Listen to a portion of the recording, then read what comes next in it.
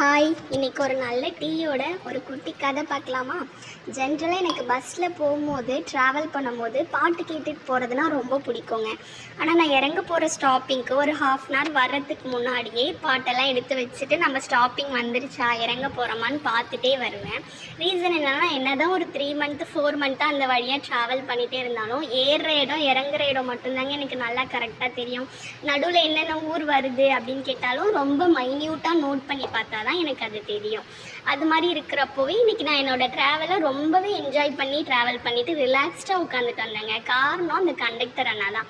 ஏன்னா அவங்க ஒவ்வொரு ஊரும் வரும்போது அவ்வளோ அழகாக கைட் பண்ணாங்க. இந்த ஊர் வந்துருச்சு இறங்குங்க, இந்த ஸ்டாப்பிங் வந்துருச்சு இறங்குங்க அப்படின்னு அழகாக சொல்லிகிட்டே வந்தாங்க.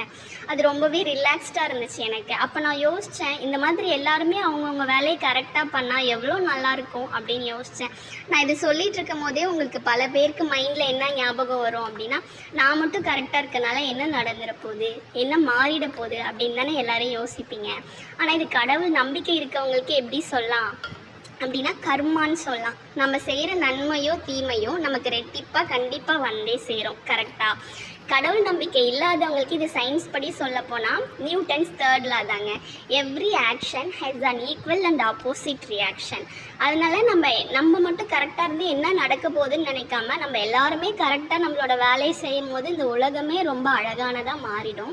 இதுதான் நான் இன்றைக்கி உங்கள் கூட ஷேர் பண்ணணும்னு நினச்சேன். இதே மாதிரி உங்களுக்கு ஏதாச்சும் இன்சிடெண்ட் நடந்திருக்கா, நீங்கள் இந்த மாதிரி எதுவும் நோட் பண்ணியிருக்கீங்களா அப்படின்றத கீழே கமெண்ட் பாக்ஸில் கமெண்ட் பண்ணுங்கள்.